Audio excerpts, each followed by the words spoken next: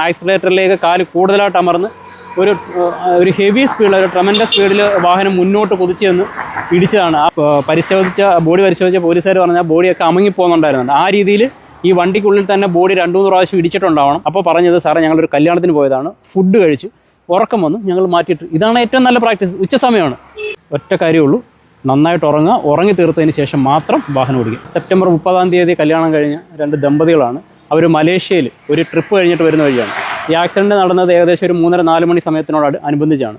അപ്പോൾ തിരുവനന്തപുരത്ത് നിന്ന് സ്വാഭാവികമായിട്ട് ഒരു 3 മണിക്കൂർ മുമ്പ് യാത്ര ചെയ്തിട്ടുണ്ടാവാം. അങ്ങനെയാണ് ഒരു 1 മണി 12 മണി ആ സമയത്തായിരിക്കും യാത്ര സ്റ്റാർട്ട് ചെയ്തിരിക്കുന്നത്.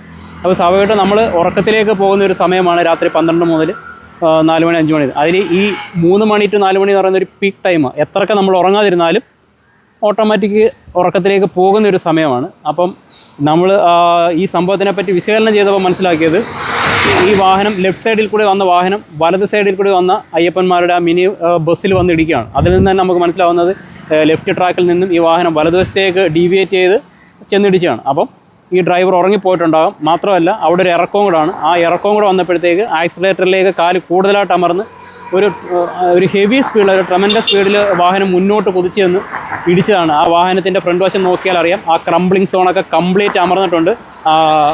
വാഹനത്തിൻ്റെ ഇമ്പാക്റ്റ് അബ്സോർബ് ചെയ്യാനുള്ള ഏരിയ ആണ് ഈ ക്രംബ്ലിംഗ് സോൺ എന്നൊക്കെ പറയുന്നത്. അതെല്ലാം കവർ ചെയ്തിട്ടാണ് വാഹനം ചെന്നിടിച്ചേക്കുന്നത്. ഫ്രണ്ടിലുണ്ടായിരുന്ന 2 പാസഞ്ചേഴ്സും ഡ്രൈവറും കോ ഡ്രൈവറും സീറ്റ് ബെൽറ്റ് ഇട്ടിട്ടുണ്ടായിരുന്നു. കുറേ ഇരുന്ന ആളുകൾ സീറ്റ് ബെൽറ്റ് ഇട്ടിട്ടില്ലായിരുന്നു. അപ്പോൾ ഇത്തരത്തിലുള്ള അപകടത്തിൻ്റെ ആഘാതം കുറയ്ക്കാൻ വേണ്ടിയിട്ട് ഡ്രൈവറും കോ ഡ്രൈവറും മാത്രമല്ല എല്ലാ പാസഞ്ചേഴ്സും ഈ ഇത്തരത്തിൽ സീറ്റ് ബെൽറ്റ് യൂസ് ചെയ്യുന്നത് ഏറ്റവും നല്ലതാണ്. അപ്പോൾ അത്തരത്തിൽ പാസഞ്ചേഴ്സ് ബാക്കിലുള്ളവർ സീറ്റ് ബെൽറ്റ് യൂസ് ചെയ്തിരുന്നെങ്കിൽ ഒരു പക്ഷേ അവർക്ക് അപകട മരണം സംഭവിക്കാൻ സാധ്യതയില്ലായിരുന്നു. ഏതെങ്കിലും തരത്തിലുള്ള പരിക്കുകൾ മാത്രമേ സംഭവിക്കത്തുള്ളായിരുന്നു. മുന്നിലിരുന്നവർക്കാണ് ഗുരുതരമായ പരിക്ക്. ബോഡി പരിശോധിച്ച പോലീസുകാർ പറഞ്ഞാൽ ബോഡിയൊക്കെ അമങ്ങിപ്പോകുന്നുണ്ടായിരുന്നുണ്ട്. ആ രീതിയിൽ ഈ വണ്ടിക്കുള്ളിൽ തന്നെ ബോഡി 2-3 പ്രാവശ്യം ഇടിച്ചിട്ടുണ്ടാവണം. അതായിരിക്കണം ഇത്രയും മറ്റ് എക്സ്റ്റേണൽ വലിയ പരിക്കുകളൊന്നുമില്ല. പക്ഷേ അപകട സ്ഥലത്ത് എത്തിയ ആൾക്കാരും പറഞ്ഞത് 3 പേര് ഓൾമോസ്റ്റ് മരിച്ച അവസ്ഥയിലായിരുന്നു. അവർ ഡോക്ടേഴ്സ് ഒന്നുമല്ല, എങ്കിൽ പോലും അവരുടെ ഒരു എക്സ്പീരിയൻസ് കൊണ്ട് മരിച്ച നിലയിലാണ് അവർ കാണപ്പെട്ടതെന്നാണ് പറഞ്ഞത്. അടുത്ത ഒരാൾക്ക് ചെറിയൊരു ജീവനുണ്ടായിരുന്നു, പക്ഷേ അവർ ഹോസ്പിറ്റലിൽ എത്തിച്ചപ്പോഴത്തെ മരിച്ചു. അപ്പോൾ നമുക്ക് ഇതുമായിട്ട് അനുബന്ധിച്ച് പറയാനുള്ള കാര്യം എന്ന് പറഞ്ഞത്, വാഹനം ഓടിക്കുമ്പോൾ ശ്രദ്ധിച്ച് വാഹനം ഓടിക്കുക. നല്ല റോഡാണ്. ഈ റോഡിൽ നമുക്ക് ഒരു കച്ചട റോഡിൽ നിന്ന് വന്നു കഴിഞ്ഞാൽ ഒരു ആക്സിലേറ്റർ ചവിട്ടുമ്പം കൊടുത്തേക്കുന്ന അളവിൻ്റെ 10-1 അളവ് ആക്സിലേറ്റർ കൊടുത്താൽ മതിയാവും ഒരു നല്ല റോഡിലേക്ക് വരുമ്പോൾ. അപ്പോൾ അവിടെ മനസ്സിലാക്കേണ്ടത്, നമ്മൾ അത്തരത്തിൽ നിയന്ത്രിച്ച് ആക്സിലേറ്റർ കൊടുക്കുമ്പോൾ വാഹനത്തിൻ്റെ ഇന്ധനക്ഷമത കൂടുകയാണ്. അപ്പോൾ കൂടുതലായിട്ട് ആക്സിലേറ്റർ അമർത്തും, വീണ്ടും വാഹനത്തിൻ്റെ വേഗത കൂടുന്നു, ഇന്ധനക്ഷമത നഷ്ടപ്പെടുന്നു, വാഹനത്തിൻ്റെ മെയിൻ്റനൻസ് കൂടുന്നു. അപ്പം നല്ല റോഡിൽ വളരെ സാവധാനം ശ്രദ്ധിച്ച് വാഹനം ഓടിക്കുക. പിന്നെ രാത്രി കാലങ്ങളിൽ ഇത്തരത്തിൽ യാത്ര ചെയ്യേണ്ട അവസരം ഉണ്ടാകുമ്പോൾ നമ്മൾ ചെയ്യേണ്ട ഒരു പ്രധാനപ്പെട്ട കാര്യമെന്ന് പറയുന്നത്, ട്രെയിൻഡ് ഡ്രൈവേഴ്സ്, അതായത് മോട്ടോർ ക്യാബൊക്കെ ഉപയോഗിക്കുന്ന സ്ഥിരം ഡ്രൈവർമാരുണ്ടല്ലോ, ഒന്നീ അത്തരം അവരുടെ വാഹനങ്ങൾ ഉപയോഗിക്കുക. ഇനി അങ്ങനെ വാഹനം ഉപയോഗിക്കാൻ പറ്റുന്നില്ല, നമ്മുടെ വാഹനത്തിലാണ് പോകുന്നതെന്നുണ്ടെങ്കിൽ അത്തരത്തിലുള്ള ട്രെയിൻഡ് ഡ്രൈവേഴ്സിനെ നമ്മൾ യൂസ് ചെയ്ത് വാഹനം ഓടിക്കാൻ വേണ്ടി ശ്രമിക്കുക. ഇനി ഈ ഉറക്കം വരുന്ന സാഹചര്യത്തിൽ നമുക്ക് 2 തരത്തിലുള്ള, നമ്മുടെ കണ്ണിൽ 2 തരത്തിലുള്ള കോശങ്ങളുണ്ട്. ഒന്ന് റോഡ് കോശം, ഒന്ന് കോൺ കോശങ്ങൾ എന്നാണ് പറയുന്നത്. ഈ റോഡ് കോശങ്ങളുടെ പ്രത്യേകത എന്ന് പറയുന്നത്, മങ്ങിയ വെളിച്ചാൽ ഇരുട്ടുള്ള സമയത്തിൽ ഓപ്പറേറ്റ് ചെയ്തിട്ട് നല്ല കാഴ്ച കൊടുക്കുന്നതിന് വേണ്ടിയിട്ടാണ് റോഡ് കോശങ്ങൾ. ഈ കോൺ കോശങ്ങൾ എന്ന് പറയുന്നത് നല്ല വെട്ടമുള്ള സമയത്ത് കളർഫുള്ളായിട്ട് കാഴ്ച കാണുന്നതിന് വേണ്ടി. ഇപ്പം നമ്മൾ രാത്രിയിലൊക്കെ യാത്ര ചെയ്യുമ്പോൾ ഇൻ്റർമീഡിയൻ്റ് ആയിട്ട് കുറച്ച് വെട്ടവും പിന്നെ ഇരുട്ടും അങ്ങനെ വരുമ്പോഴത്തേക്ക് നമ്മുടെ തലച്ചോറ്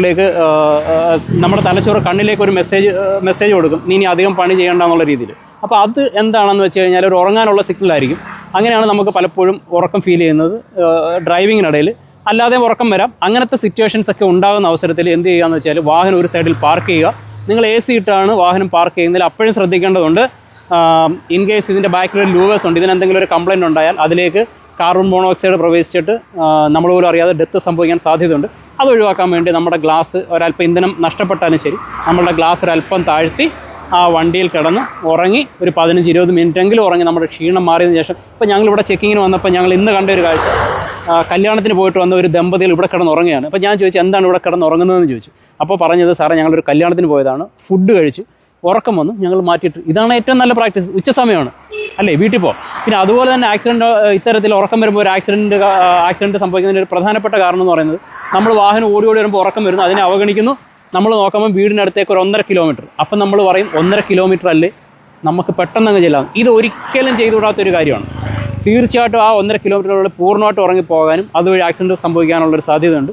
ഞാൻ ഈ അടുത്ത സമയത്ത് ഞാൻ കോട്ടയത്താണ് വർക്ക് ചെയ്തുകൊണ്ടിരുന്നത്. അവിടെയുള്ള ഒരു ഡ്രൈവർക്ക്, ഒരു ഡ്രൈവിംഗ് സ്കൂളിൻ്റെ ഡ്രൈവർ എന്നെ കഴിഞ്ഞ ദിവസം വിളിച്ചിട്ട് പറഞ്ഞു, സാറ് ക്ലാസ് എടുത്തപ്പോൾ ഈ കാര്യങ്ങളൊക്കെ പറഞ്ഞിരുന്നു, ഇതെൻ്റെ മനസ്സിലുണ്ടായിരുന്നു, എങ്കിൽ പോലും ഇനി ഒരു 1.5 കിലോമീറ്റർ അല്ലേ എന്ന് കരുതി ഞാൻ ഉറങ്ങാതെ വീണ്ടും വണ്ടി ഓടിച്ചാണ് എൻ്റെ വണ്ടി പോയി ഒരു മരത്തിലിടിച്ചു. 30,000 രൂപയുടെ ചിലവ് ആ വാഹനത്തിനുണ്ടായെന്ന് പറയുന്നത്. അപ്പോൾ ഈ ഉറക്കത്തിനെ സംബന്ധിച്ച് പറയുകയാണെങ്കിൽ ഒറ്റ കാര്യമുള്ളൂ, നന്നായിട്ട് ഉറങ്ങുക, ഉറങ്ങി തീർത്തതിന് ശേഷം മാത്രം വാഹനം ഓടിക്കുക. ഇവിടെയും ഈ അപകടം നടന്നിടത്തും ആ മിനി ബസ് അവരുടെ ട്രാക്ക് കീപ്പ് ചെയ്താണ്, ഇടതുവശത്തൂടെ തന്നെയാണ് വന്നത്, മാക്സിമം വെട്ടി മാറ്റിയിട്ടുണ്ട്, അത് ബ്രേക്ക് ചെയ്തിട്ടുണ്ട്. പക്ഷേ എഗൻസ്റ്റ് വന്ന നമ്മുടെ ഈ കാറ് ബ്രേക്ക് ചെയ്തതിൻ്റെ യാതൊരു സിംറ്റം അവിടെ കാണാനില്ല. അതിനർത്ഥം ഉറങ്ങിപ്പോയി നന്നായിട്ട് കയറി ഇടിച്ച് ആക്സിഡൻറ്റ് ഉണ്ടായതെന്നുള്ളതാണ്. 2013 മോഡലാണ്. ചില വാഹനങ്ങൾക്ക് അല്ല എൻ്റെ ഹയസ്റ്റ് മോഡലിനൊക്കെ എയർ ബാഗ് വരുത്തുള്ളൂ. ഇതിനകത്ത് എയർ ബാഗ് ഇല്ല. ആ സമയത്ത് എയർ ബാഗ് നിർബന്ധമല്ല. പക്ഷേ ഇപ്പോഴൊക്കെ ഉള്ള വാഹനങ്ങളിൽ എയർ ബാഗ് നിർബന്ധമാണ്. മിനിമം 6 എയർ ബാഗെങ്കിലും ഇപ്പോൾ ഇറങ്ങുന്ന വാഹനങ്ങൾക്ക് വേണം.